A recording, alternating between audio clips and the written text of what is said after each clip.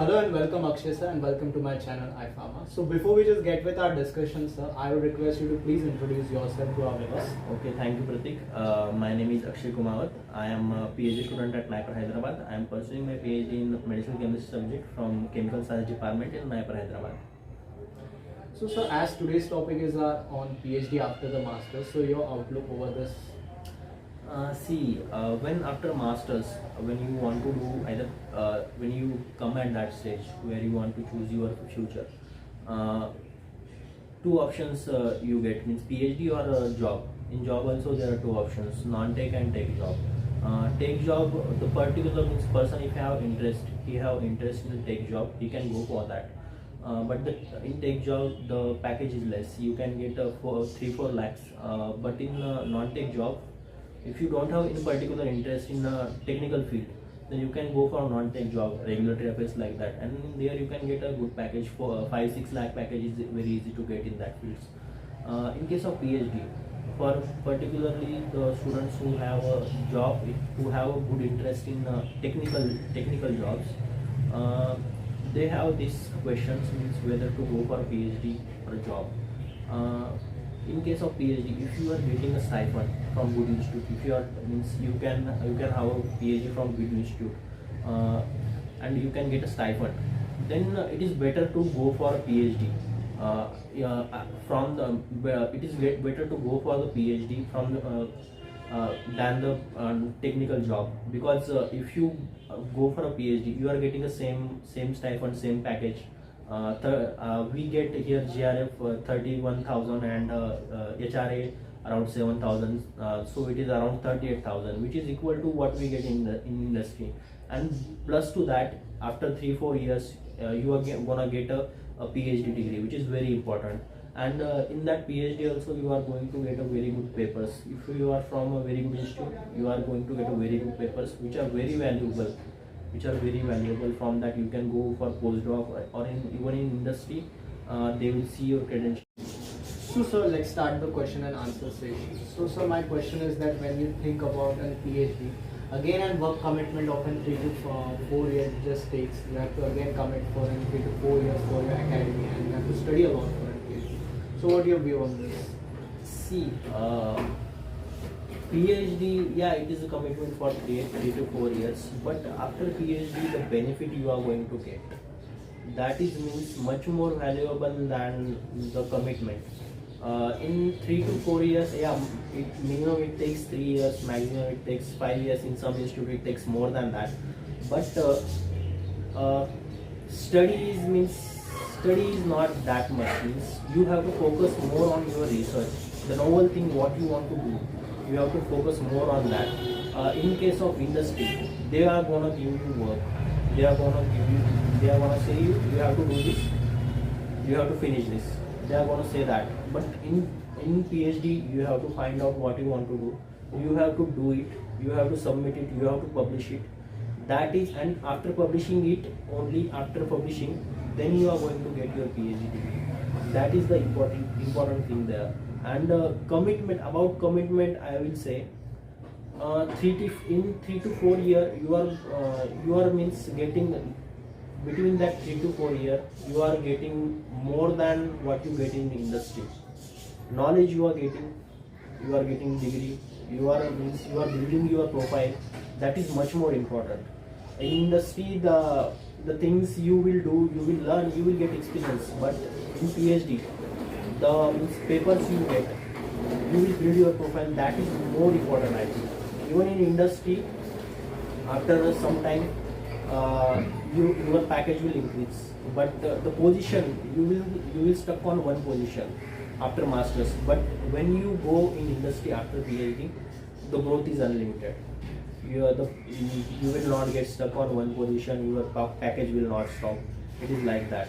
So I think PhD is must for the students who want to do job in technical field. So sir, with this my question is also there that before just going to the PhD, that one must take for some industry exposure or not. See, it depends on your choice. You want to go first for industry or PhD. Some students go to industry, 2-3 years they do their job. After that they come for PhD. that is not an issue. But for technical job, most of the means, people realize that PhD is must, because particularly in synthetic chemistry, after going to industry, you will get 3-4 years people do job, and most of them come for PhD. That is the thing. So, sir, what's the eligibility criteria for the PhD? Means for to get, do the PhD in the NIPER as well as some other institutes other than NIPER in India? Okay, see, for NIPER, the eligibility criteria that you must have 60%, at least 60% marks in your masters.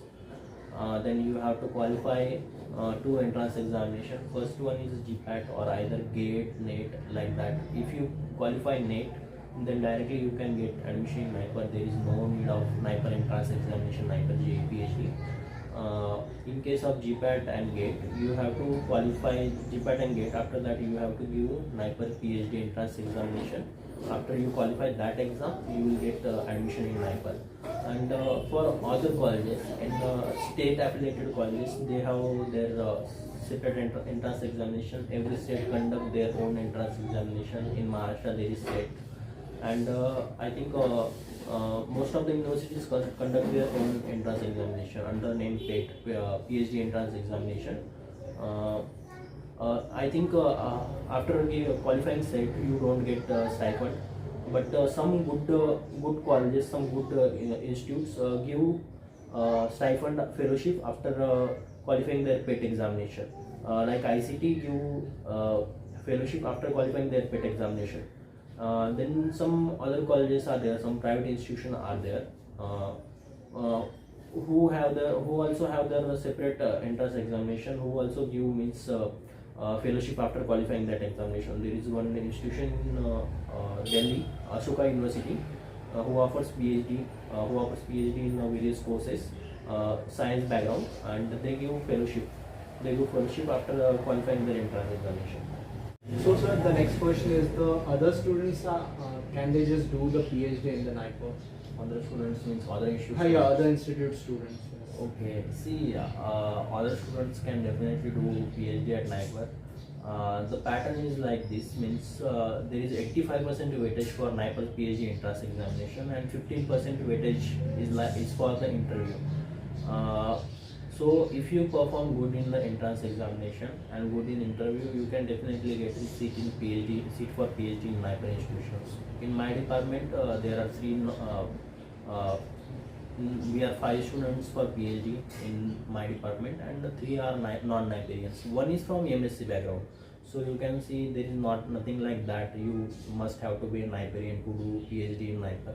You can from any other institute, pharma institute or non-pharma background, from MSc background also people are coming in NIPER for doing their PhD. So it is not like that. You can definitely get seat for PhD in NIPER institution. So, sir, tell us something about the scholarships which a PhD candidates can avail in the NIPER when they are pursuing their PhD. Okay, it depends on means for PhD. If you get to admission in NIPER institute, NIPER will give its own fellowship. If you are not got any other fellowship, so that is there. The same JRF, SRF you will get. If you have other fellowships, if you have qualified NET examination, then you can get a NET fellowship. That is same NET, JRF and SRF. If you have from means of minorities, there is Maulana Azad fellowship is there, that also can be given. Then there are means other fellowships also that are there, means military fellowships and all that there. Those also you can avail. So, sir, any subject preference as per your accordance for the PhD you could suggest? Subject preference means the background you have. If you like that background, then you can pursue PhD in that background. But if you want to change the background, then there are some fields you can go. Suppose for regulatory affairs, it is after doing PhD in regulatory affairs, you can get a very high paying job. And from any background, analysis, pharmaceutics, medicine, chemistry, ecology, from any background you can come and get admission in regulatory affairs. So it is like that. And after doing in particular field, there are means very less chance to means do PhD in other fields. You have to means you have to do research about it. You have to see that, and most of the students don't go for means that kind of risk. So, sir, any guidance from your side for the master's students who are just currently pursuing and studying for the PhD exam, entrance examination of the NIPER? Okay, means PhD NIPER entrance examination. See, if you have to means follow the NIPER syllabus, the syllabus they are teaching in NIPER institutions, you have to go through that very thoroughly. The last PhD exam which I have given, the NIPER Hyderabad have set all the papers. So the syllabus they have taught us in NIPER Hyderabad, we have gone through that syllabus very thoroughly. Then also we have gone through the GPAT syllabus. From there also we are getting questions. Then general knowledge questions are there, aptitude questions are there. You have to also go through that. But the note is here. The suggestion is here that which NIPER institute is conducting the exam, you have to contact the students of that NIPER examination, that NIPER institution, and you have to follow their syllabus. You have to see the professor they are giving preference to which subject more, they are preferring which topic more. You have to see that, because on that topic you are gonna get more questions. So, thank you, sir. Thanks for joining me on my channel, iPharma. Okay. So, with this, we are ending our session. Thank you. Welcome. Thank you. Thank you so much.